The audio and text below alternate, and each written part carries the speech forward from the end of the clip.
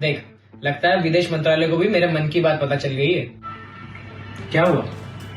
जब प्रधानमंत्री नरेंद्र मोदी यूएई दौरे पर गए थे, तब वहाँ पे उनके खाने का जो मेनू कार्ड था, उसकी फोटो विदेश मंत्रालय ने शेयर की थी। लगता है विदेश मंत्रालय मुझे छेड़ा रहा है। अपने आप को इतना बड़ा भी मत समझ कि विदेश मंत्रालय तुझ पर फोकस करेगा, काम की न्यूज पर ध्यान दे। 1 मिनट, ये काम तो तेरा है ना? ठीक है, बताता हूँ, ध्यान से सुनना। तो हुआ यूं कि प्रधानमंत्री नरेंद्र मोदी फ्रांस के बाद सीधा निकले एक दिन के यूएई दौरे के लिए, जहां पर एयरपोर्ट पर उनका स्वागत यूएई के महामहिम शेख मोहम्मद बिन जायद अल नहयान ने किया। वहां से वे दोनों निकले बैठक के लिए, जहां यूएई और भारत के बीच कुछ समझौते होने थे, जिन पर काफी समय से बातचीत चल रही थी। ऐसे नहीं भाई, डिटेल में बता सारी इन्फॉर्मेशन। बता रहा हूँ भाई, सब्र रख। तुझे तो पता ही है कि अपने भारत के यूपीआई का डंका दुनिया भर में बज रहा है, और अब फ्रांस के बाद यूएई भी अपने यूपीआई का फैन हो गया है। इसी से जुड़े भारत और यूएई के बीच 2 समझौते हुए। पहला तो दोनों देशों ने यूपीआई को यूएई के इंस्टेंट पेमेंट प्लेटफॉर्म यानी कि आईपीपी से जोड़ने पर सहमति जताई है। इसके अलावा भारत और संयुक्त अरब अमीरात का जो मेन फोकस रहा, वो था अपने बीच कारोबारी लेन देन को अपनी मुद्रा में शुरू करना, यानी कि रुपए और दिरहम में। भारत और यूएई की केंद्रीय बैंकों के बीच 2 समझौते हुए। पहला तो भारत और संयुक्त अरब अमीरात के बीच जो कारोबारी लेन देन है, उसे अपनी मुद्राओं में शुरू करने के लिए सहमति जताई। इसी के साथ भारत की जो एकीकृत भुगतान प्रणाली है, जिसे हम यूपीआई कहते हैं, उसे यूएई की तत्काल भुगतान मंच यानी कि आईपीपी के साथ जोड़ने पर भी सहमति जताई है।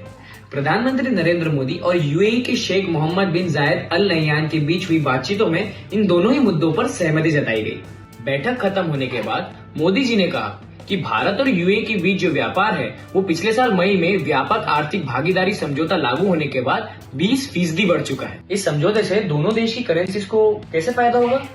सिंपल है यार, अब दोनों देशों की मुद्राएं रुपए और यूएई दिरहम में कारोबारी लेन देन किए जा सकेंगे। साथ ही भारत के जो आरबीआई के गवर्नर हैं शक्तिकांत दास और यूएई के सेंट्रल बैंक के गवर्नर खालिद मोहम्मद बलामा, इन दोनों ने ही 2 समझौता ज्ञापनों पर हस्ताक्षर किए हैं। आधिकारिक बयान के मुताबिक दोनों देशों की केंद्रीय बैंक रुपए और दिरहम का कारोबारिक इस्तेमाल बढ़ाने के लिए एक ढांचा तैयार करेगी। इसी के साथ जो दोनों देशों की भुगतान प्रणालियां हैं, यूपीआई और आईपीपी, इनको साथ में जोड़ने के लिए सहयोग भी करेगी। इससे भारतीय रुपए और यूएई दिरहम दोनों को फायदा होगा। इसका मतलब रुपए और दिरहम साथ आए और डॉलर को बाय बाय। हाँ, ऐसे ही कुछ समझ लो। 8,000 अरब रुपए के व्यापार का लक्ष्य है। पीएम मोदी ने कहा कि जल्द ही भारत और यूएई के बीच 8,000 अरब रुपए के ट्रेड टारगेट को प्राप्त किया जाएगा। पीएम मोदी ने कहा कि ये समझौते आर्थिक सहयोग को आगे बढ़ाएंगे, और तो और इससे अंतर्राष्ट्रीय वित्तीय लेन देन भी सरल बनेंगे। द्विपक्षीय व्यापार में हम पहली बार 85 अरब डॉलर तक पहुंचे हैं।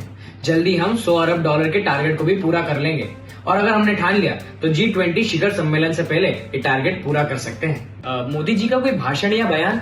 हाँ ना, वो भी है। उन्होंने तो कह दिया है कि यूएई के महामहिम से उन्हें हमेशा भाई वाला प्यार मिलता है। रुक, पूरी बात बताता हूँ। पीएम मोदी ने कहा है कि भारत और यूएई के बीच जो समझौता हुआ है, वो दोनों देशों के मजबूत आर्थिक सहयोग और आपसी विश्वास को दर्शाता है। उन्होंने तो ये तक कहा है कि इस समझौते से द्विपक्षीय व्यापार और निवेश को मजबूती मिलेगी। पीएम मोदी ने बाद में एक ट्वीट में भी कहा कि शेख मोहम्मद बिन जायद अल नहयान से मुलाकात हमेशा खुशी की बात रही है। विकास के लिए उनकी ऊर्जा और दृष्टिकोण हमेशा सराहनीय है। हमने सांस्कृतिक और आर्थिक संबंधों को बढ़ावा देने के तरीकों सहित भारत और यूएई के संबंध से जुड़े सभी विषयों पर चर्चा की है। मोदी ने कहा है कि उन्हें शेख मोहम्मद बिन जायद अल नहयान से हमेशा भाई वाला प्यार मिला है। बहुत सही भाई। सही तो तब होगा जब तू इस वीडियो को लाइक करेगा, शेयर करेगा और इंडिया लीडर्स को सब्सक्राइब करवाएगा।